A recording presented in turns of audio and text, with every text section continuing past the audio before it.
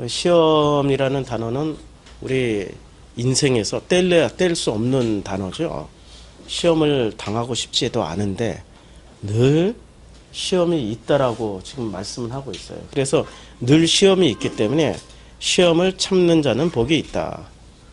마치 산상수훈의 우리 주님의 말씀과 같은 똑같은 구조로 시험을 참는 자는 복이 있다. 이렇게 말씀하고 있는 거죠. 도대체 시험은 왜 생기는 거고 또 무엇이 시험이고 그 시험은 왜 참아야 되는지를 야고보서는 아주 잘 설명하고 있어요.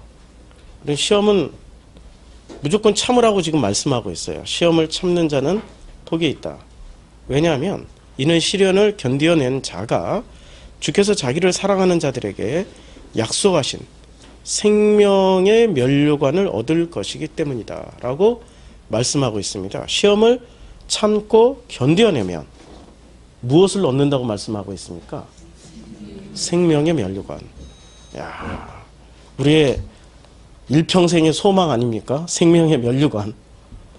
그런데 이 시험을 받을 때는 뭐라고 말씀하고 있어요? 13절에 보니까 사람이 시험을 받을 때 내가 하나님께 시험을 받는다 하지 말지니. 우리는 모든 시험이 어디서 온다라고 배웠죠? 우리는 그렇게 안 배웠잖아요. 종교는 뭐라고 가르쳐줘요? 모든 시험은 누가 준다고 가르쳐줘요? 사탄 마귀가 준다고 가르치잖아요. 사탄 마귀가. 그런데 오늘 본문에서는 누구에게 시험을 받는다 하지 말라고 그랬어요? 하나님. 그러면 야고보서가 이 성경을 기록할 때 야고보가 속해 있었던 그 공동체는 시험을 누구에게 받는다고 생각을 하고 있었습니까? 그렇죠. 지금 우리 기존의 교회하고는 많이 다르죠. 사탄 마귀, 심지어는 하나 덧붙이죠. 귀신. 무슨 호환마마처럼. 예, 사탄 마귀 귀신 3종 세트죠. 이런 것들은. 3종 세트에게 시험을 받는다. 우리는 이렇게 배웠단 말이에요. 특히 또 이렇게 가르치시는 분이 계셨죠. 김기동 목사, 베레아. 이번에 아마 그 김기동 목사의 베레아가 해체 수순에 들어간 걸로 알고 있어요. 베레아 교단이 해체 수순에 들어간 걸로 알고 있는데 이게 성경하고 많이 달라요. 좌우지간 성경에서는 야고보 공동체에서는 하나님으로 인해서 우리가 시험을 받는다라고 생각하고 있었어요. 근데 이게 맞는 말일까요? 틀릴까요? 틀린 말일까요? 시험은 하나님으로부터 온다. 맞는 말일까요? 틀린 말일까요? 예? 예. 이게 광야에서의 시험을 누가 준다고 그랬어요? 광야에서 백성들을 광야로 끌어내시고 40년 동안을 누가 시험하신다고 그랬어요? 우리 히브리서 공부할 때 했잖아요. 하나님이 시험을 주신다고 그랬잖아요. 그러니까 이분들은 최소한 야고보서의 공동체 사람들은 성경 말씀을 제대로 믿고 듣고 있었던 사람들이었어요. 그들은 광야로 내몰린 사람들이었고 야고보 공동체는 광야에 나와서 당하는 그 모든 시험은 하나님이 주시는 거다라고 생각하고 있었는데 그런데 그 생각에 야고보가 정면으로 반박을 해버리는 겁니다.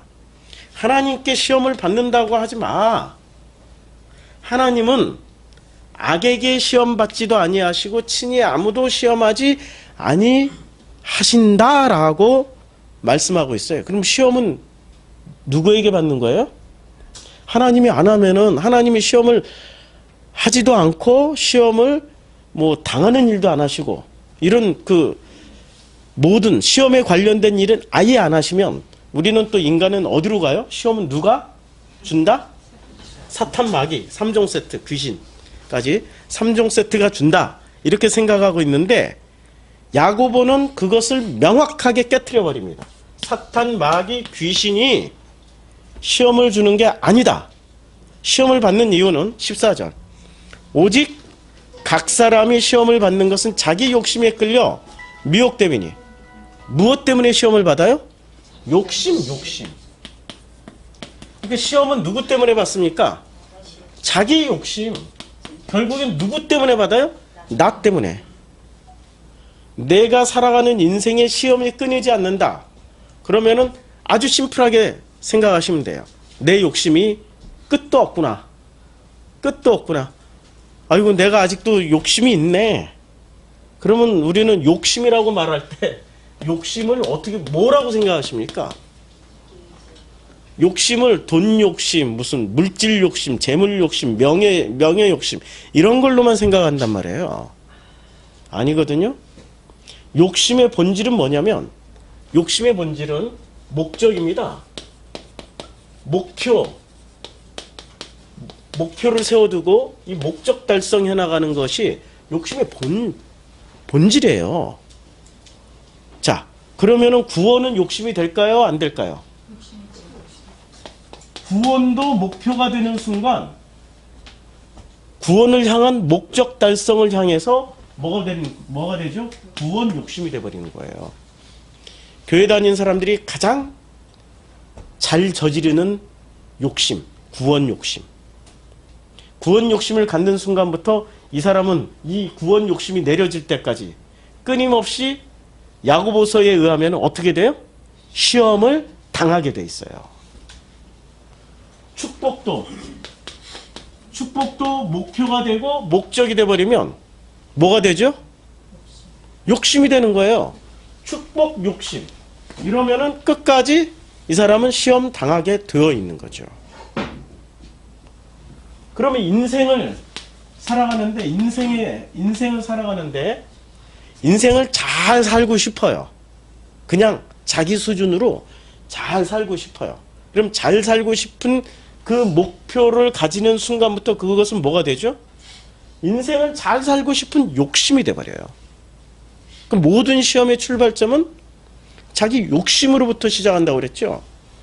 그런데 14절에 오직 각 사람이 시험을 받는 것은 자기 욕심에 끌려 미혹됨이니, 그리고 욕심에 대해서 확실하게 15절에 말씀해 주고 계십니다.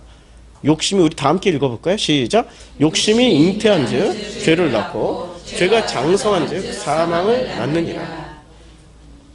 사망을 낳아버려요. 욕심이 잉태한 즉 죄를 낳고 죄가 장성한 즉 사망을 낳는다라고 말씀하고 있는데요. 이 사망이라는 게 뭔지 한번 볼까요?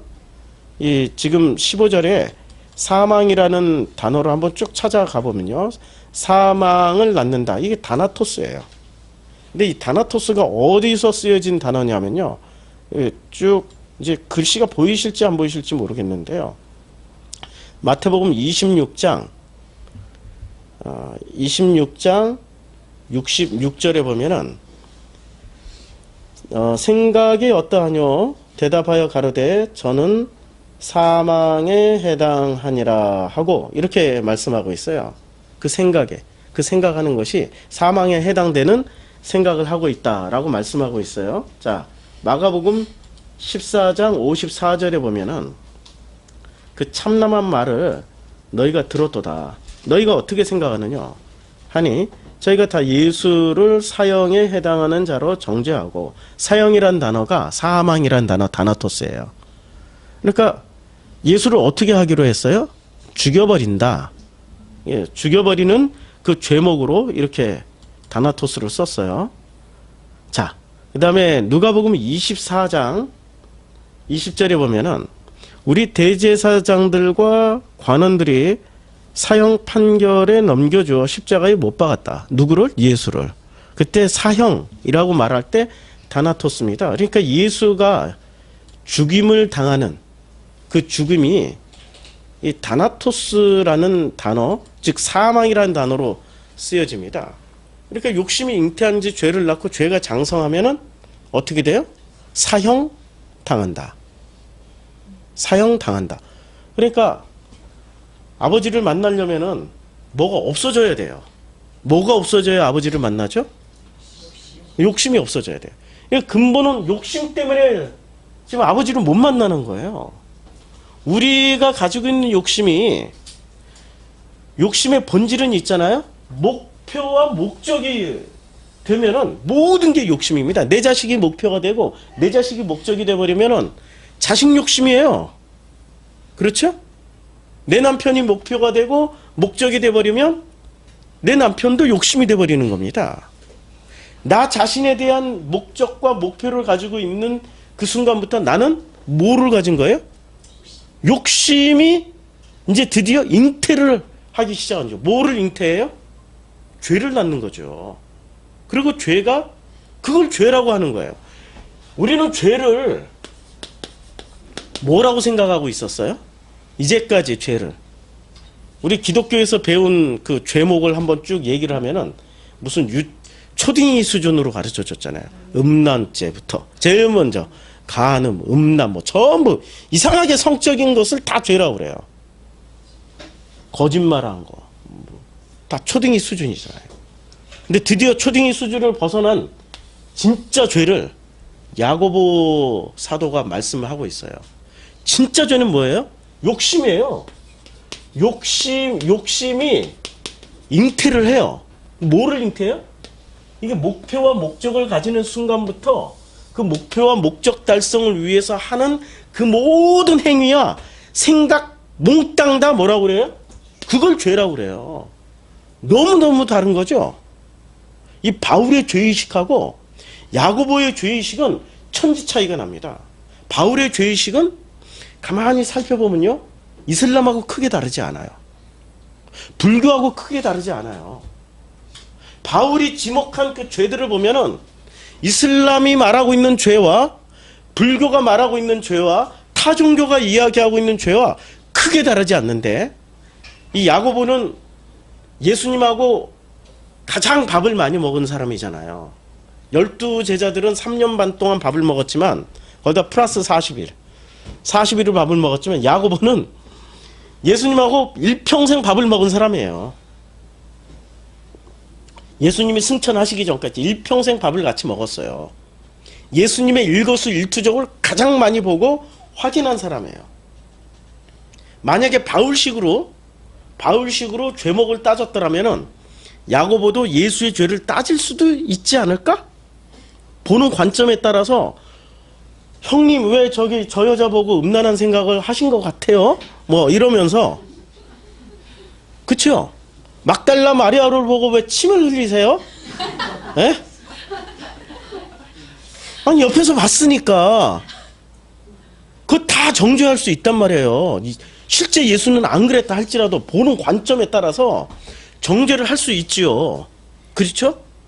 그런데 그것을 죄로 여겼더라면 아마 이런 고백을 못했을 겁니다.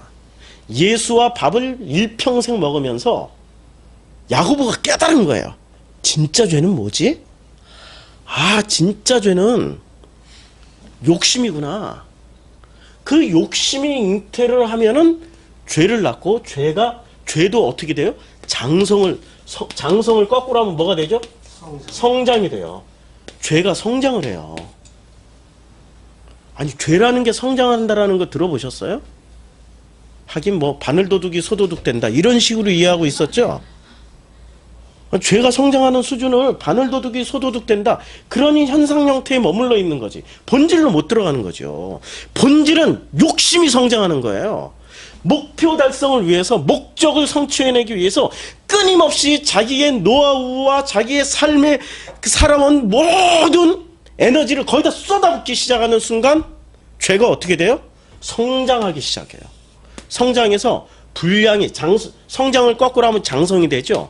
이제 드디어 성장을 거꾸로 하면은 이제 성장이 멈추는 자리가 장성이에요. 다 컸어. 이제 다 커버렸어. 다 커버린 상태. 죄가 다 커버리면은 아버지가 앞에 있어도 못 알아봐요. 아버지가 앞에 있어도 못 알아본다니까. 만날 수가 없어요. 1800년도까지만 해도 세계 최고의 선교 대국이 어느 나라였는지 아십니까? 1800년도에. 예? 세계 최대의 선교 대국. 어느 나라? 예, 영국이에요, 영국. 세계 최대의 1800년도까지 세계 최대의 선교 국가는 단연코 영국입니다. 왜 그랬을까요? 아니, 지도를 한번 보세요. 영국 지도를 제가 여기다 찾아놨는데요. 이게 다 영국 지도입니다. 빨간색이 다 영국 땅이에요, 영국 땅. 이 빨간색이 얼마나 많은지. 이 땅에다 영국은 전부 다 뭘 지었을까요? 교회 지었어요. 교회를 짓고 그 교회 이름을 앵글리칸 처치, 한국식으로 발음하면 성공회. 성공회는 기독교 아닌데요. 막 이렇게 또 우기는 사람들이 있어. 개신교 맞다니까요. 그거 개신교예요. 개신교. 요한 웨슬레도 영국 출신이고요. 왜? 영국 사람들이 1800년도까지만 해도 세계 최고의 선교 대국이었어요.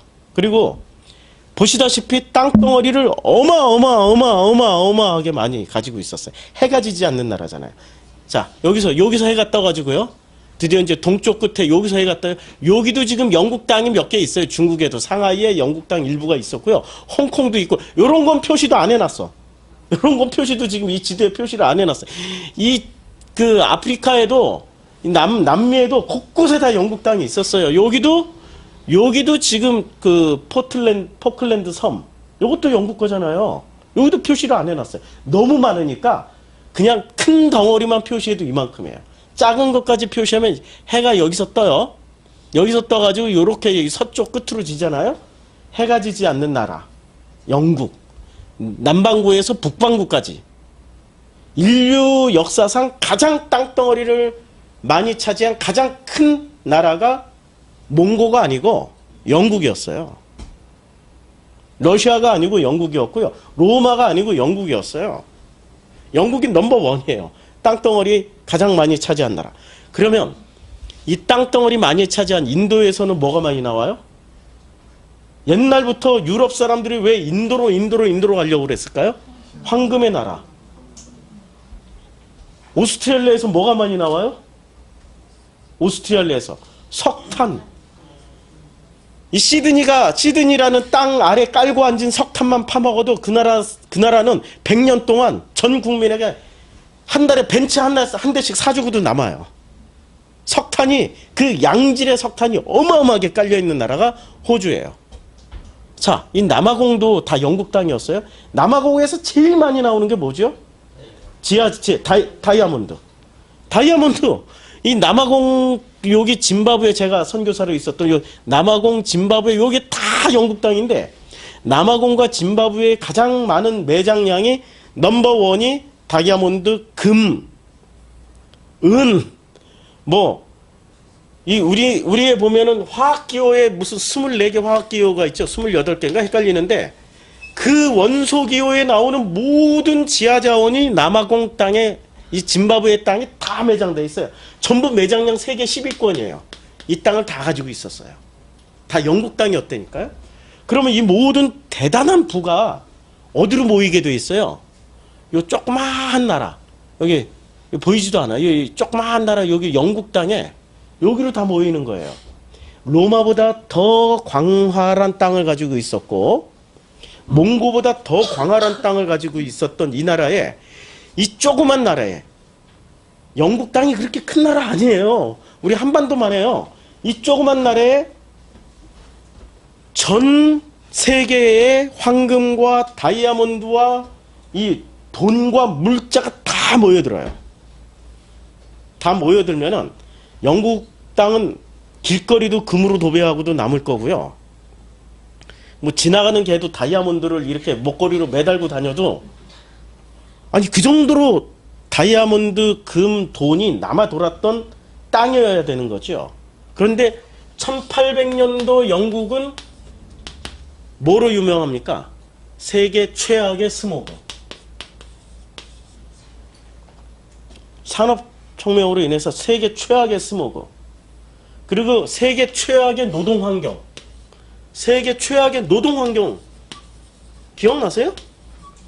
데이비드 카퍼필드라는 소설에 보면은, 그 소설가는 데이비드 카퍼필드가 그 소설가는 1800년도에 영국을 묘사하는데 가난하고 무지하고 못살고 곳곳에서 사람들이 불결한 생활 속에서 굶어 죽고 비참하게 살아가는 것을 가감없이 써냈어요. 가감없이. 그럼 신기하지요. 전 세계의 부가 다 모여드는데 아니 왜 서민들은 이렇게 비참하게 살아갈까? 간단해요. 어딜 가나 그 부를 독점하는 1%가 있습니다. 대한민국의 1%는 누구? 친일파. 그럼 영국의 1%는 누구? 귀족. 왕족을 중심으로 한, 왕을 중심으로 한 귀족, 백작, 남작, 후작까지. 베레벨 이 명예를 다 가지고 있는 이 사람들이 이 광활한 땅, 전 지구에서 나오는 이 광활한 땅에 얼마나 많은 땅이 이 전 지구에서 나오는 이 광활한 땅에 이 지하 자원을 싹쓸이 가지고 있었어요. 그러면 1%의 귀족, 그때 당시 영국이 3천만 명인데 1800년도에 3천만 명의 1%면 30만 명, 30만 명이 부를 다 가지고 있으면 이때 1%는 지금 빌 게이츠보다 더 부자였어요. 아니, 막말로만 해서 이 사람들은 일 안 하고 그냥 땅 관리하는 이 땅을 차지하면 누구 영국 정부가 갔죠. 영국 정부가 다 소유를 하지만 영국 국왕의 땅이에요. 그리고 그 국왕의 땅에다 뭐를 세워요? 성공회라는 교회를 세우는데 성공회라는 교회의 수장은 누구예요? 영국 왕이에요. 그래서 이 영국 성공회는 지금도 한국에서 영국 성공회 목사가 되잖아요. 그 신부복을 입으니까 신부라고도 부르는데 성공회 목사가 되면 월급 줘요. 영국 성공회에서. 워낙에 땅 부자니까 참 좋은 비싼 땅에다가 무조건 식민지 들어가면 영국 식민지 안에서는 두 가지를 합니다. 성공회, 제일 비싼 땅에다가 성공회 교회를 짓고요. 그 다음에 자카란타라는 나무를 심어요. 자카란타 아십니까? 보라색과 붉은색 꽃을 동시에 피우는 꽃, 그 나무 거대하게 이 식민지의 상징으로 자카란타 나무를 심어버려요. 그럼 이 교회를 세우면은 이 교회 땅은 전부 누구 땅? 이 교회 성공의 왕실 땅. 그 땅이 교회만 세워요? 별의별 거 다 세우죠. 거기서 땅에서 부동산에서 나오는 수입 가지고 목사들 월급 줘요. 선교야. 이거 부자 교단이에요. 굉장한 부자입니다. 뭐 상상도 못할 정도로. 이 호주에 있는 대부분의 교회는 앵글리칸 처치예요. 제가 짐바브웨에 있을 때 제일 큰 교회는 앵글리칸 처치예요. 영국의 식민지였던 나라는 어딜 가나 앵글리칸 처치가 동네마다 있어요. 다 영국 정부 소속. 그러면 이렇게 부가 모인 1%의 그 귀족들이 뭐를 못 해봤겠어요? 다 해봤겠죠? 자, 사람이 돈이 많으면 제일 먼저 돈이 많으면 무슨 짓을 하게 됩니까? 자기가 돈 가지고 원하는 인생을 살려고 시작해요. 원하는 인생을 살기 시작해요. 돈 가지고. 돈을 가졌으니까 우리는 행복을 뭐라고 생각해요? 자기가 원하는 대로 마음껏 사는 것을 행복이라고 생각한단 말이에요. 내 남편이 나한테 잘해줘. 그걸 행복이라고 생각하고 내 아내가 나한테 너무 잘해줘. 그걸 행복이라고 생각하고 내 자녀들이 너무너무 자기가 원하는 대로 너무너무 잘해. 그걸 행복이라고 생각해요. 원하는 대로 살아가는 인생. 이 인생은 누가 살았을까요? 1%의 귀족들이 살았다니까요. 영국의 1%. 1800년도에 영국의 1% 귀족들은 원하는 대로 마음껏 살았어요. 심지어는 사람 죽이고 싶으면 식민지 가서 사람 죽였어요. 식민지 백성들. 인도에서 얼마나 많은 사람들이 학살됐는지 아시죠? 인도에서 영국 사람들이 아프리카에서 얼마나 많은 사람들이 학살됐는지 아시죠? 심심하면 인간 사냥하러도 가요. 이 1%의 귀족들은. 그러니까 별걸 다 해봤어. 로마의 귀족들이 누리지 못했던 엄청난 것을 1800년도에 영국 귀족들은 다 누려봤어요. 돈이 있으니까 원하는 대로 다 살아봤어. 원하는 대로 원하는 대로 사는데 원하는 것의 끝이 뭘까요? 인간이 인간이 결국에 뭐를 하게 돼 있어? 욕심을 부리게 돼 있다니까요. 원하는 인생 자체가 이게 목적이 돼버리고 자기의 원한, 자기의 소망대로 이빠이 살아버리는 거야. 그걸 뭐라고 그래요? 성경에서 그걸 욕심이라고 그래요. 이 욕심의 끝은 돈이 너무 많으니까, 권력도 너무 많으니까, 전 세계가 다 자기 땅이니까, 1%의 귀족들의 땅이니까, 전 세계마다 다 농장 다 지어버리고, 전 세계마다 공장 다 세워버리고, 전 세계 모든 돈을 다 긁어 모았던 1%의 이 영국 귀족들, 1%의 영국 귀족들이 욕심의 끝자락이 뭐냐면 수집하는 겁니다. 나비를 수집하면은 아마존에서부터 시작해야죠. 땅덩어리를 보세요. 아프리카 나비, 뭐 북미 나비, 아마존 나비. 여기 아마존이 여기서 흐르고 있어요. 아마존이 이렇게 흐르고 있는데 아마존 나비부터 시작이죠. 모든 나비들을 다 싹 수집해 왔겠죠. 호랑이 가죽을 수집하면 그런 취미를 가지면은 욕심을 부리면 전 세계 호랑이 가죽 다 모아봤겠죠. 늑대 가죽 다 모아봤겠죠. 나비도 모아봐, 뭐 메뚜기도 모아봐. 다 해. 아니 지금 이 1%의 영국 1800년도에 영국 귀족이라는 것은 무소불위의 권력을 가지고 있는 겁니다. 무소불위의 대단한 능력이 있는 사람들이에요. 이 사람들이 끝까지 자기네들이 원하는 삶의 끝을 이 수집으로 보여주는데 그 수집의 끝이 뭘 수집하는지 아세요? 예. 변형된 인간. 이걸 수집해요. 자, 제가 사진이 너무 끔찍해가지고 보여줄까 안 보여줄까 망설이고 있었는데 보이시죠? 이게 사람 다리 셋 이런 것들을 이런 분들을 인간이잖아요. 그쵸? 너무 끔찍해서 여기까지만 봐요. 이런 사람들을 수집을 하기 시작하는 거예요. 인간의 욕심의 끝은 이제는 다이아몬드를 수집을 해도 그 전 세계에서 가장 비싼 다이아몬드 광산을 가지고 있었다니까 이 사람들이. 남아공의 대부분의 다이아몬드 광산을 그 다이아몬드를 가지고 다이아몬드를 가지고 1%는 1%들끼리 모이잖아요. 이 귀족들끼리. 1%들끼리 모이는 자리에 가서 다이아몬드를 이따만한 거 가져갔더니 어떤 놈은 이따만한 거 가지고 와. 그러면 더 큰 걸 가져야 되죠. 근데 더 큰 걸 가지기 끝도 없이 나중에는 어떻게 돼요? 이따만한 걸 다이아몬드를 매달고 다니다 보니까 목 디스크가 생겼더라. 끝도 없는 거죠. 이 1%끼리. 99%는 비참하게 살아갔습니다. 영국이. 1800년도 소설을 읽어보세요. 영국 소설들을, 영국 영화를 보세요. 정말 비참한 시궁창에 쥐들이 다니고 1%만 이 부를 국민들에게도 안 나눠줬다니까요. 자기네들 얼마나 욕심이 끝이 그냥 모든 전 세계 재물들은 물질을 다 가져갔어요. 그러다 보니까 이제는 더 이상 뭘 자랑할 게 없어. 전 세계 물자가 다 들어오니까 그래서 인류사에 없는 시대에 비극적인 일을 합니다. 기형 인간들을 수집하기 시작해요. 기형 인간들을 수집하는데 이 기형 인간이 우리 그 배트맨에 보면 조커라는 사람이 나오죠. 이 조커가 입이 어떻게 돼 있죠? 이렇게 찢어져서 이렇게 돼 있죠. 웃는 이렇게. 그거 기형이에요. 실제 영국 사회에서 수집된 인간 중에 하나의 유형이었어요. 실화예요, 실화.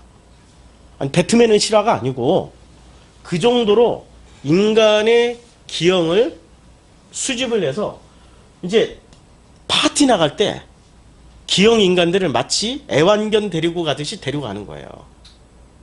그럼 그 기형 인간 값이 얼마나 될까요? 상상도 못할 돈이라니까.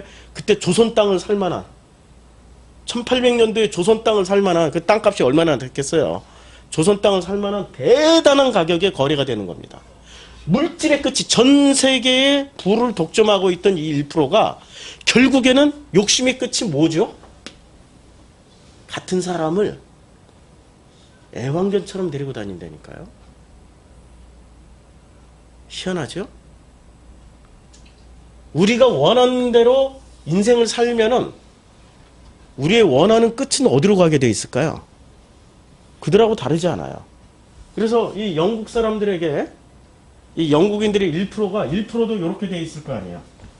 1%가 다 1%가 다 부자는 아니겠죠. 1%도 부를 다 가지고 있는데 여기에 영국 부의 99%를 가지고 있어. 이 사람들이 이 전 세계 부의 99%를 가지고 있는 이 사람들이 여기는 기형 인간들을 수집하는데 문제는 요 중간 이하 여기 사람들이 기형 인간을 다 사들이니까 전 세계 기형 인간이 다리가 3개, 뭐 팔이 6개 이런 인간이 몇이나 되겠어요. 시기성 때문에 뭐든지 시기하면은 이제 돈 투자를 하는 거예요. 그걸로 투자를 해놓는 거라니까요. 돈이 너무 많으니까. 그런데 이 사람들은 이제 여기서 싹 독점해버리니까 어떻게 되겠어요? 기형 인간을 또 수집을 해야 되죠. 예, 그래서 기형 인간을 만들어요. 누가 만드냐면 콤프라치오라는 조직이. 콤프라치오라는 조직이 영국의 아이들을 5만 명 정도가 실종이 됩니다. 인신매매를 해요. 영국의 애기들, 태어나서 얼마 안 되는 부터 시작해서 3살 이전까지. 요때 상자 속에 넣어놓거나 팔다리를 잘라서 이렇게 붙이고 저렇게 붙이고 그래서 프랑켄슈타인이 나온 거죠. 소설이 그때 나온 거 아니에요. 얼마나 이 콤프라치오가 그런 짓을 많이 했는지. 그러니까 소설 하나하나에 우리는 끔찍한 배경이 담겨 있다는 것을 몰랐던 거죠. 영국 사회가 우리는 영국 신사라고 그러죠. 1%의 그 귀족들을 보고 영국 신사라고 그러지만 실제 이들의 삶을 보면은 욕심의 끝자락을 보여줍니다. 그래서 이 콤프라치오가 만들어낸 이제 사람이 만들어낸 기형이에요. 이것을 애완견 끌고 다녔던 사람들이 영국 귀족들이었어요. 욕심의 끝은 이거예요. 그래서 우리가 원하는 대로 사는 것이 마땅할까요? 안 돼요. 이 시험이라는 거는 왜 시험이 있게 되냐면 우리가 원하는 인생대로 살면은 안 되기 때문에 원하지 않는 인생을 살게 만들어버리는 게 시험이에요. 시험의 본질은 우리가 원하는 대로 살아가면은 어떻게 살까요? 이 땅이, 이 나라가, 이 국가가, 민족이 다 잘 먹고 잘 살고 훌륭하고 아름다워질까요? 인류사는 그렇게 안 돼요. 로마의 귀족부터 시작해서 이 영국의 귀족들까지 보면은 모든 권력을 잡고 물질이 모이는 그 귀족들의 삶을 보면은 타락할 대로 타락하고 인간 이하의 삶을 살아가면서 지들은 스스로 원하는 인생을 살기 때문에 행복하다라고 착각을 해요. 이걸 행복이라고 착각을 한다니까요. 내가 원하는 결혼생활, 내가 원하는 가정생활, 내가 원하는 우리의 가족, 내가 원하는 인간관계, 내가 원하는 직장. 그러면 행복할 것 같죠? 그때부터 뭐가 시작돼요? 그 원하는 것을 유지하기 위해서 뭐를 하게 돼요? 욕심을 부리기 시작한다니까요. 욕심. 그 직장을 유지하기 위해서 원하지도 않는데 그 직장 때문에 비굴하게 굽신거려야 되고 원하지도 않는데 그 직장을 유지하기 위해서 나오잖아요. 이번에 추명호 국정원에서 일했던 무슨 합성사진 유포. 얼마나 비참해요. 그 국가 공무원이 그런 창피한 짓을 하고도 멀쩡하게 나는 죄 없다 막 이러고 오히려 억울하다고 이러고. 그렇죠? 그렇게 했던 대표적인 사람이 누군지 아십니까? 아이히만이라는 사람이 있었어요. 아이히만이 누군지 아시죠? 예, 우리 세계에서 가장 악랄한 아우슈비츠 소장이었어요. 아우슈비츠에서 유대인들을 엄청나게 학살한. 근데 이 사람이 어디로 숨어 들어갔냐? 브라질로 숨어 들어가가지고 1960년대까지 살아 있었어요. 브라질로 신분 세탁해가지고 60년대까지 전쟁 끝나고도 거의 20여 년 동안 20여 년 만에 이스라엘의 모사드에 의해서 잡혔어요. 모사드가 결국에는 쫓아가서 잡았어요. 20여 년 만에 잡아가지고 법정에 세웠습니다. 이 법정이 전 세계에 생중계가 됐어요. 그때 이 아이만을 연구하기 위해서 한나 아렌트라는 사람이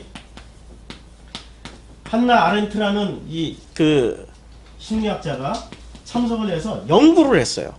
도대체 아이만이 어떤 뇌구조를 가졌길래 저렇게 잔인한 짓을 할 수 있었을까?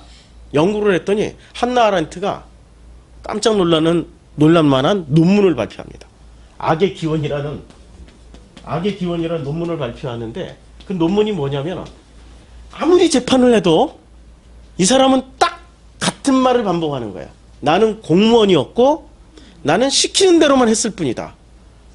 나는 공무원이었고 나는 내 일에 충실하게 내 일만 했을 뿐이다. 그럼 죄는 누가 있는 거예요? 위에서 시킨 놈이 죄가 있는 거죠. 히틀러와 그 위에 있는 무슨 그 지도부에게 죄가 있는 거. 자기는 죄 없다라고 얘기를 하는 거예요. 맞는 말일까요? 틀린 말일까요? 그 입장에서 예. 맞는 거죠. 그 입장에서 맞는 거죠. 서구가 딜레마에 빠졌어요. 왜 딜레마에 빠졌냐면 서구가 전 세계를 식민지로 지배하면서 무엇을 만들어냈습니까? 기능적 인간을 만들어낸 거예요. 기능적 인간. 기능적 인간이 뭔지 아세요? 그 기능만 충실하게 하면 되는 거예요. 전 세계 식민지에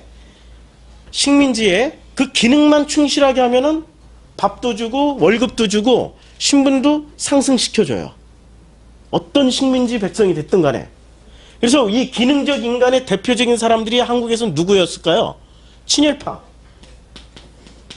기능적인. 그럼 친일파가 죄가 없나?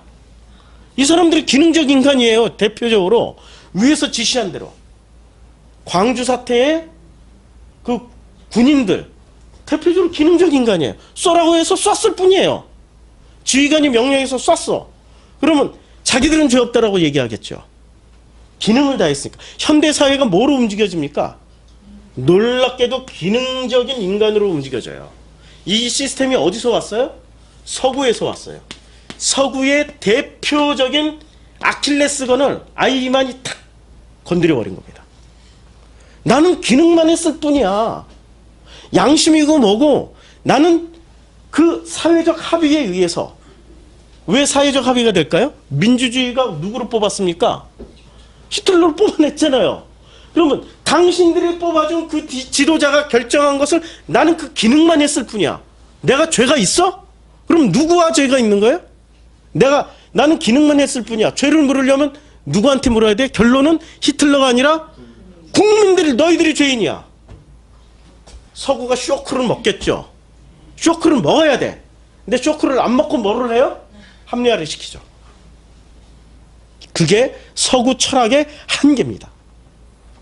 한계예요. 동양은 뭐라고 얘기를 할까요? 이런 상황이 되면. 네?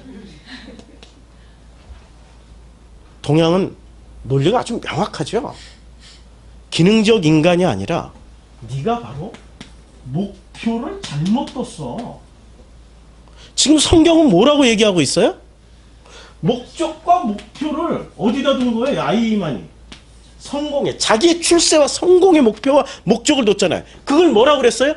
그게 욕심이야. 그게 장성하면 죄가 되고 그 죄가 사망을 낳는 거야.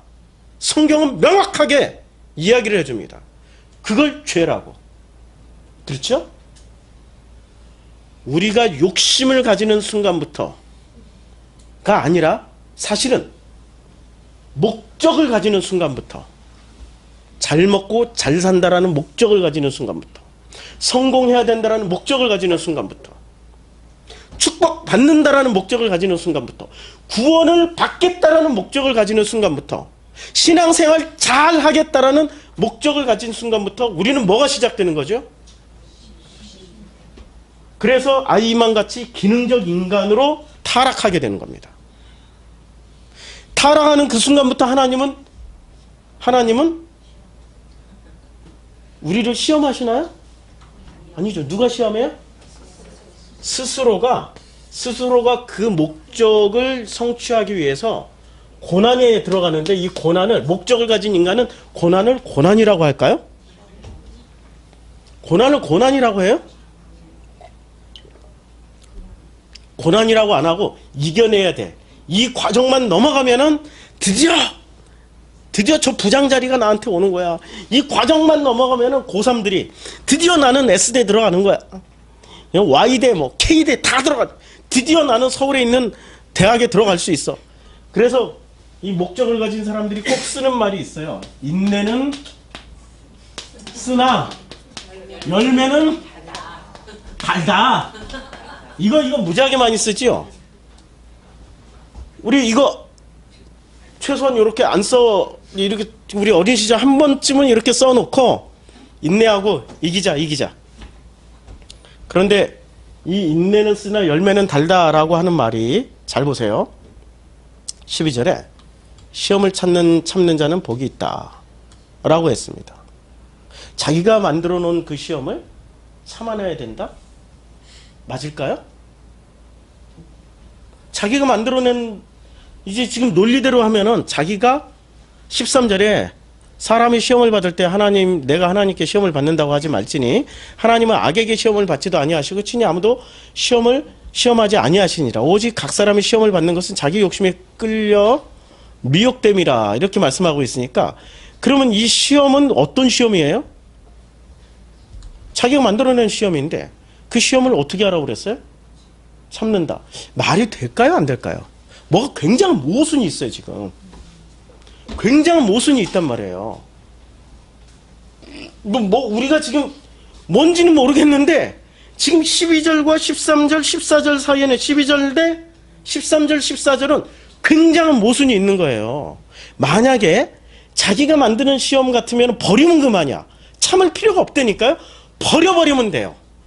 버려버리면 되는데 그런데 12절에는 이런 모순이 있는 이 시험을 이야기를 했어요. 자, 2절에 잘 보세요.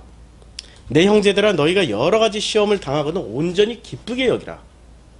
이렇게 말씀하고 있어요. 그럼 이 시험은 기쁘게 여기는 그 시험은 무슨 시험일까요? 왜냐하면 왜 기쁘게 여겨야 되냐면 이는 너희의 믿음의 시련이 인내를 만들어내는 줄 너희가 알미라. 인내를 온전히 이루라. 이는 너희로 온전하고 구비하여 조금도 부족함이 없게 하려 함이다 라고 이렇게 말씀하고 있어요.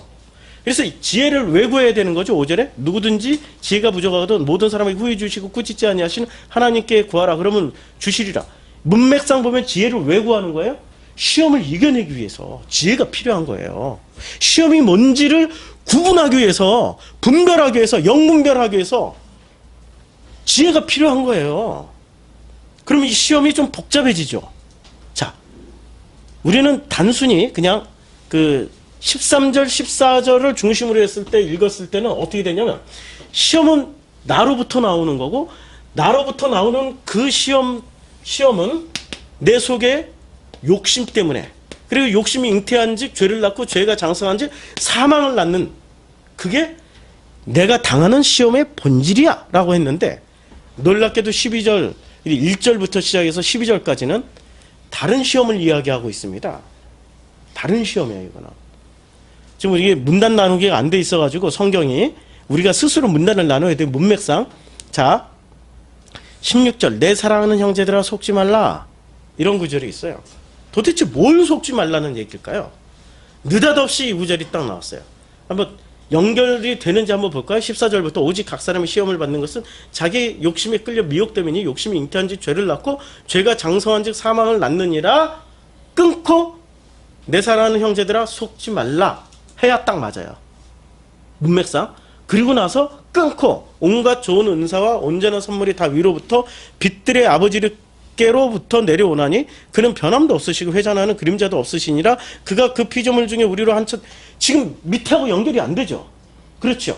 그러면 16절은 도대체 무엇을 말하는 걸까요? 어디를 받아가지고 내 사랑하는 형제들아 속지 말라 이렇게 얘기하는 걸까요? 네? 1절부터 15절까지겠죠. 크게 보면 1절부터 15절까지를 탁 받아가지고 속지 마. 뭐에 속지 마? 너희들의 욕심에 속지 마. 욕심에 속지 말고 그리고 그 시험을 당할 때 합리화시키지 마. 그 모든 시험은 너희들 속에서 나오는 거야. 그런데 잘 들여다봐. 잘 들여다보면은 그 시험에 본질이 있는데 굉장히 중요한 얘기입니다. 본질이 있는데 시험의 본질은 뭐죠? 이 시험의 본질. 시험의 본질은 이거예요. 원하는 인생을 못 살게 만들고 원치 않는 인생을 살게 만들어버리는 거예요. 시험의 본질은 잘 생각해 보시라고요. 원치 않는 인생을 살게 된다니까요. 원하는 인생을 못 살게 만들어버려요. 끊임없이 시험이 다가오는 거는 내 인생이 바뀌지 않으면 내가 죽어. 죽든지 바꾸든지 해야 된다고요. 죽든지 바꾸든지 해야 된다고요. 이해를 하세요?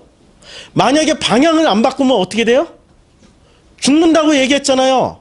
욕심이 잉태한 지 죄를 낳고 죄가 장사한 지 사망을 낳는다라고. 다나토스는 육의 죽음이에요. 죽는다니까 사형, 육. 사형을 시키는, 사형 당하는 죽음을 당한다니까요. 자, 그러면 시험의 본질은 이거예요. 원하는 인생은 못 살게 만들고 원치 않는 인생을 살게 만들어버리는 게 시험이에요.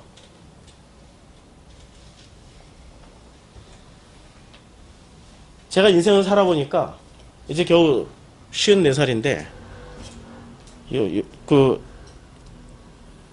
요번에 여행하다가 우연히 호남이니까 호남 프로그램에 94세 99살까지 사시는 할머니가 전빵 할머니라고 나왔어요. 전빵. 동네에서 전빵을, 시골에서 전빵을 왜 운영하냐면 그냥 사람들이 물건 사러 오니까 사람 만나고 물건 사러 와서 얘기하니까 만나고 그래서 전빵을 운영을 해요. 방 하나를 그냥 뭐 과자 뭐 이런 거 놔두고 전빵 할머니 94세. 이 94세 할머니 몇 년도에 태어났어요? 94세면? 1923년. 예, 1923년. 되게, 야, 이거 구한말부터 살으셨는데, 인생의 모든 걸, 이분은 일제시대를 거쳐서, 6.25를 거쳐서, 4.19 혁명을 거쳐서, 새마을 시대를 거쳐서, 전두환의, 그러니까 호남뿐이니까, 전두환의 광주 사태를 거쳐서, 지금, 현대사를 다 살아오신 분이세요. 94세. 제가 그분을 보면서 한 가지 제 인생의 어떤 면을 발견했어요. 가만히 보니까 인생은 있잖아요. 자기가 원하는 대로 살 수가 없어요. 인생은 자기가 원하는 대로 살 수가 없어요. 자기가 원하는 대로 사는 인생이 행복한 인생일까요? 우리 영국 귀족들을 통해서 봤잖아요. 자기가 원하는 대로 무엇이든지 할 수 있는 대로 끝까지 가서 보니까 인간 기형을 수집이나 하고 있어. 인간 기형을 수집하고 있는 거야. 참 비참한 거죠. 인간의 속에는 뭐가 가득 담겨 있어서 그래요? 욕심. 그렇다고 예배 욕심까지 포기하시면 안 됩니다. 예배는 하나님이 우리를 섬기는 자리이기 때문에 그 섬기심을 받는 거는 욕심 부려도 돼요. 네? 그거는 좋은 욕심이에요. 그건 욕심이라고 말을 할 수가 없이 욕심이 아니고 하나님의 소망이세요. 그 소망을 우리 안에서 땅에서 성취하는 거예요. 그렇죠? 그러면은 우리 인간은 원치 않는 인생을 살아갈 때가 사실은 가장 행복한 거예요. 누구 보시기에? 하나님 보시기에. 그걸 행복이라고 생각하셔야 되는 거예요. 하나님 보시기에 좋은 게 행복이에요. 내가 보기에 좋은 것은 선악과예요. 내가 보기에 탐스럽고 먹음직스럽고 보암직하고 그래서 홀라당 따먹고 싶은 게 그게 선악과라니까요. 행복의 기준은 사람들의 행복의 기준은 어디에 있죠? 놀랍게도 선악과스럽게 있어요. 자기가 원하는 인생을 살아가는 것을 행복이라고 이야기를 해요. 제가 가끔 이제 우리 그 목회자들 만나면 물어봐요. 행복하냐고. 행복하냐고. 그러면은 누가 행복하다고 그럴까요? 예? 좀 큰 교회 가지고 있고 교회가 성장하고 있고 막 그냥 막 교회가 성장하고 자기 주가도 올라가고 더 큰 교회에서 막 스카우트 제의가 들어오고 이런 목회자는 행복하다고 그래요.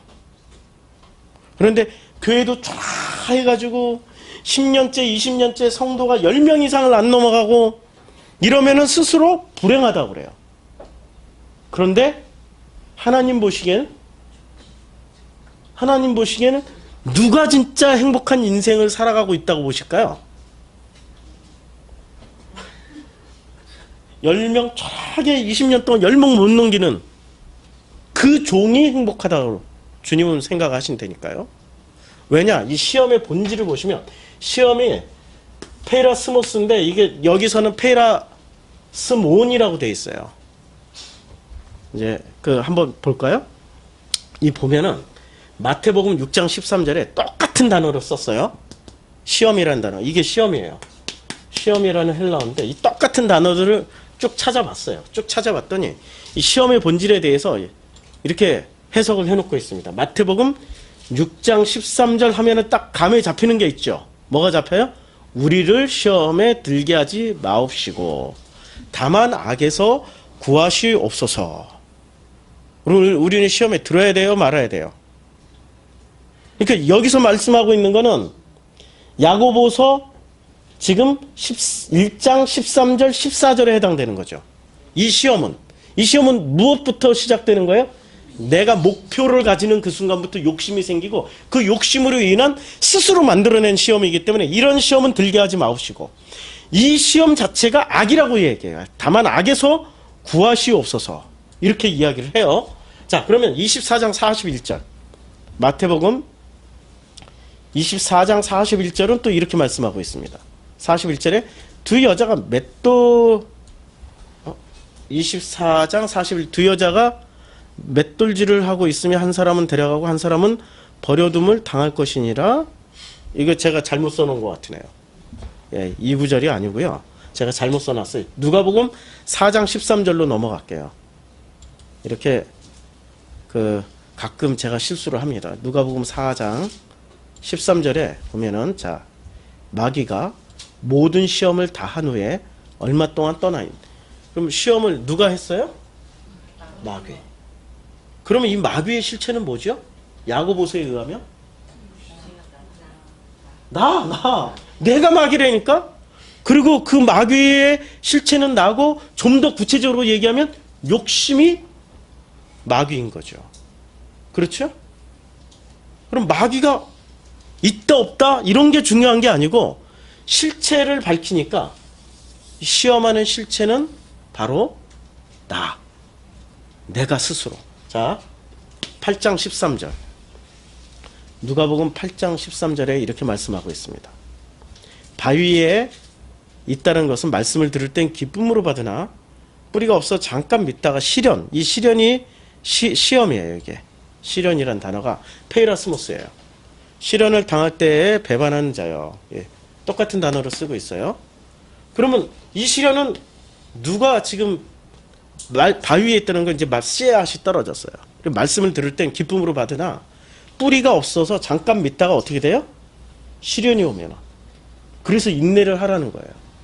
근데 그 시련은 누가 지금 누구로 인해서 생기는 시련이에요? 자기. 왜 인내를 하라고 그러죠? 뿌리가 내릴 때까지 인내를 하면은 뿌리가 내려지면 어떻게 돼요? 스스로 쭉쭉 클 수 있으니까. 스스로 쭉쭉 크는 게 아니지. 성경에 의하면 햇빛과 비를 다 누가 주세요? 아버지가 다 주시니까 뿌리만 내리면 돼. 뿌리를 내릴 때까지 어떻게 해요? 견디라니까요. 프로시코마이 끝까지 나오시라니까 뿌리 내릴 때까지. 포기하지 마시고 시험에 들었다고 그냥 안 나버려. 그 시험은 전부 다 누가 주는 거예요? 아버지가 주는 것도 아니고 마귀가 주는 것도 아니고 나 스스로 만들어내는 거라니까. 어떤 목적을 가졌어. 목사님의 사랑을 내가 독차지할 거야 뭐 이런. 좀 말해놓고 나니까 되게 이상하다.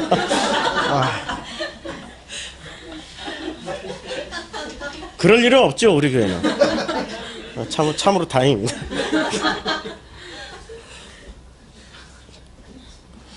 그런데 대형교회 CEO 같은 잘생긴 목회자들의 사랑을 받기 위해서 대형교회 권사님들은 얼마나 불철주야 밤낮으로 죽도록 열심히 충성을 다하십니까? 그렇죠? 거기서 모든 사단이 다 일어나는 거 아니에요. 자, 또 히브리서 3장 8절에 똑같은 단어를 썼어요. 히브리서 3장 8절에 보면은 광야에서 시험하던 날에 누가 시험하셨습니까? 이때는 아버지가 시험하던 날에 거역하던 것 같이 너희 마음을 완고하게 하지 마라. 거기서 너희 열조가 나를 시험하려고. 그런데 아버지가 시험하려고 그랬는데 누가 시험을 해요? 인간이 또 거꾸로 하나님을 시험해버린다니까요. 시험하여 증험하고 40년 동안의 나의 행사를 보았느니라. 참 시험의 주체가 왔다 갔다 하는 거예요, 지금. 그래서 어떻게 됩니까? 내가 이 세대에 놓아요. 하나님이 시험을, 인간들에 의해서 시험을 당하세요. 그럼 하나님이 당하는 시험은 어떤 식으로 시험을 당하는 걸까요? 하나님 너 존재해? 뭐 이런 거 아니에요, 지금. 그런 유치한 거. 하나님이 존재하냐 안 하냐 뭐 이런 유치한 논쟁 가지고 인류사가 너무나도 많은 체력 소모를 했어요.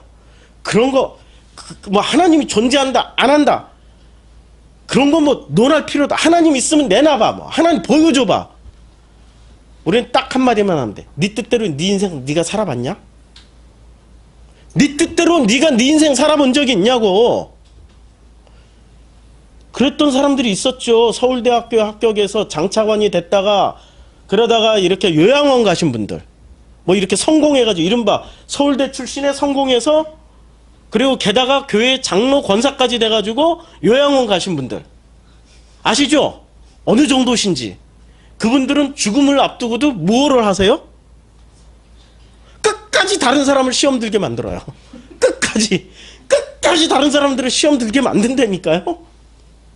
시험을 하게 그분들이 시험 들게 만드세요. 그분들이 왜 그러죠? 자기네들이 원하는 인생을 자기네들이 살았기 때문에 그 자랑하느라고 죽을 때까지 자기 자랑하다가 죽어요. 죽을 때까지. 그걸 시험이라고 그래요, 지금. 그걸 하나님 시험이라고 그래요. 하나님을 시험하는 시험이에요. 자기 인생을 원하는 대로 자기 인생을 사는 사람들은 끝까지 무슨 일을 해요? 하나님을 시험 들게 만들어버려요. 그렇죠? 그런데 원하지 않는 인생을 사는 사람들은 자기 뜻대로 자기 인생을 못 살아봤어. 자랑할 게 뭐가 있어요? 아무것도 없죠? 자랑할 게 없어요. 그 사람은 오직 그 뜻이 어디서 이루어져요? 이 사람 안에서 이미 그 사람에게 이루어졌어요. 하늘의 뜻이 땅에서도 이루어진 거예요. 누구의 뜻이 이루어졌어요? 아버지의 뜻이. 목적이 없어요, 목적이. 이 사람은 다 자기 뜻대로 못 살았다는 건 자기 목적, 자기 계획, 자기 목표가 다 내려졌어요. 오직 목적 하나만 딱 남았어. 그게 뭐죠? 아버지. 그 아버지 만나는 게 목적이라니까요. 그 아버지 만나는 게 목적이에요. 제 김영석 성도님 머리에 딱 손을 올렸을 때 이분이 근심이 하나 있어. 가족에 대한 근심이 있었고 또 하나는 목적이 다 내려진 거예요. 무슨 목적인지 모르겠어. 그래서 진짜 목적을 가르쳐 줬어요. 기도. 딱 두 문장. 마음의 근심을 내려주게 해주세요. 하나님 마음의 근심을 다 내려지게 축복해 주세요. 또 한 문장. 이제는 진짜 아버지이신 하나님 아버지를 만나서 이제는 영생을 누리게 해주세요.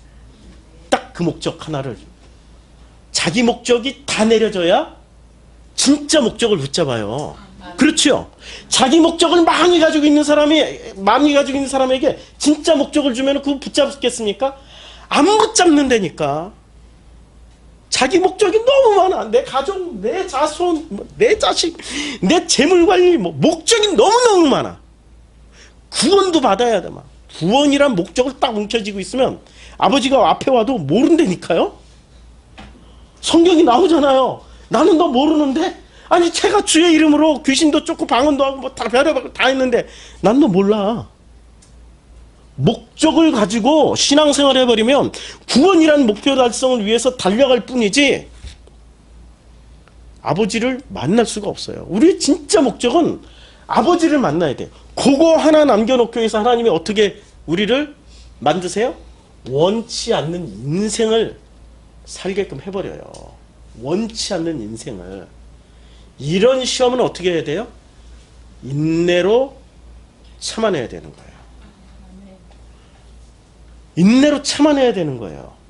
그런데 이런 인생을 오면은 사람들은 어떻게 돼요? 이건 아니야! 하고 자기 힘을 발휘하기 시작해요. 그렇죠? 원치 않는 인생에서 벗어나기 위해서 뭐로 바꿔요? 원하는 인생으로 만들어내기 위해서 그때부터 자기 힘을 쓰기 시작해요. 심지어 자기 힘이 부족하니까 누구 힘까지 끌어다 써요? 하나님 힘까지 끌어다 써요. 그냥 금식 40일 금식을 해버리고 그냥 막 기도굴에 들어가가지고 그냥 밤새 철야기도 해버리고 새벽기도 날마다 새벽기도 나가가지고 아버지 이거 주시옵소서 주시옵소서 주시옵소서. 이런 분들의 공통점은 주시옵소서예요. 기도에 주시옵소서 주시옵소서도 그냥 주세요 이렇게도 안 하고 힘을 줘서 주시옵소서 이렇게. 아유 한 번 했더니 허리가 아프네. 이거 얼마나 에너지가. 우리 교회 초창기에 나오셨던 권사님 한 분이 계세요. 이분은 순복음교회 권사님이셨는데 그분이 70이 넘으시게 새벽 기도를 한 번도 안 빠졌어요. 이분이 하시는 일이 밤늦게 새벽 2시에 끝나요. 꽃가게를 하시는데 2시 넘게 뭐 정리 다 하시고 2시 넘어 끝나. 어떨 때는 늦게 끝나면 새벽 4시에 끝나거든. 잠 한숨 안 자고 새벽 기도 나가. 그때부터 또 일과가 또 시작돼. 새벽 기도를 반드시 나가서 그냥 주시옵소서 주시옵소서 하고 나면은 희한하게 힘이 난대요. 막 활력이 넘친대요. 그리고 주시옵소서 했던 건 다 이루어졌대. 그리고 그분은 기도하실 때 그냥 주시옵소서 이렇게 안 하고 계속 손을 들고 이렇게 하루에 꼭 1시간에서 2시간은 꼭 이렇게 했대. 주시옵소서 이렇게 했대요. 근데 우리 교회 출석하시고 나서부터 뭐를 안 했게요? 우리는 새벽 기도가 없어요. 새벽 기도를 안 나가시는 거야. 근데 이분이 고백하시기를 목사님 새벽 기도 안 나가니까 너무 편해서 좋은데요.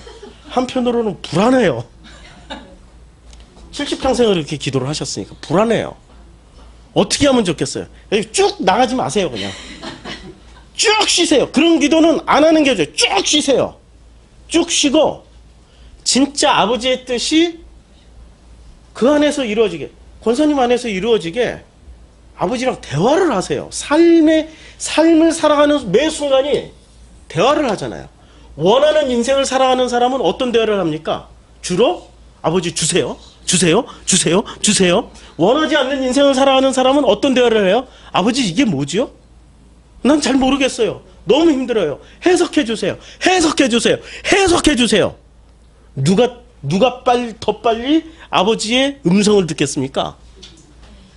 우리는 거꾸로 알고 있죠. 주시옵소서가 더 빨리 듣는다라고 생각하죠. 누구죠? 무슨 조지 밀러? 주시옵소서의 대가잖아요. 5만 번 응답받았대. 하루에 그러면 10가지, 100가지 이상씩 하루에 100번을 기도 응답. 5만 번이라는 게 보통 숫자 아닙니다. 1년 365일 동안에 365일을 10년은 3650, 100년을 살아도 36,000번. 그러면 하루에 한 가지가 아니라 이 사람이 하루에 10번에서 100번은 들어야 돼요. 그 기도 응답이 이루어져야 돼. 원하는 인생을 살아가신 분이죠. 대표적으로. 그걸 뭐라고 그래요? 성경에선? 욕심.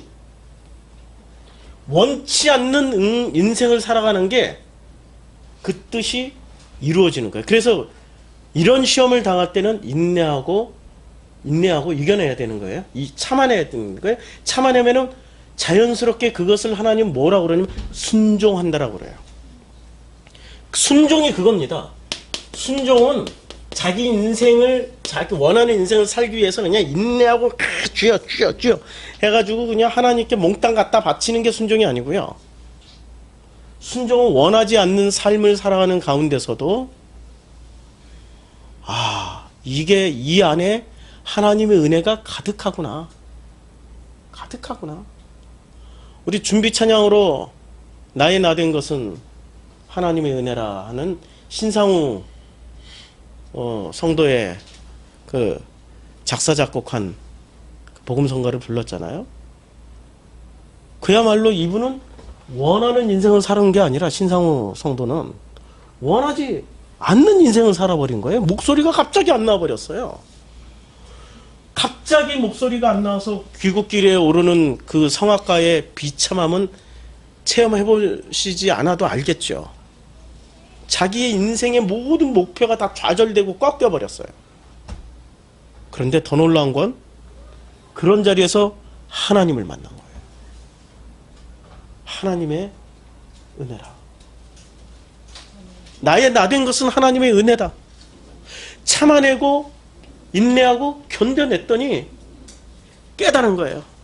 나의 나 된 것은 하나님의 은혜입니다.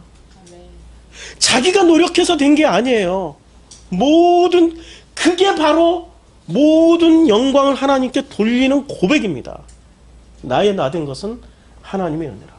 근데 우리 기독교인들은 꼭 무슨 장차관이 되거나 대통령이 되어서 하나님께 영광 돌리는 거, 올림픽에 나가서 금메달 따가지고 그냥 하나님께 영광을, 이런 것만을 영광 돌리는 거로 알고 있는데 아니란 말입니다. 진짜 영광은 자기의 삶의 자리에서 하나님이 나 같은 인간을 섬겨서 오늘 이 자리에 숨쉬고 하나님과 대화하고 하나님의 말씀을 가슴으로 받아들이고 그 말씀이 내 마음을 움직여서 나도 모르게 눈물이 나고 감사가 터지고 기쁨이 넘쳐나는, 그게 바로 순종이요, 그게 바로 영광을 돌리는 자리, 그 뜻이 이 땅에서 이루어지는 사건이란 말입니다.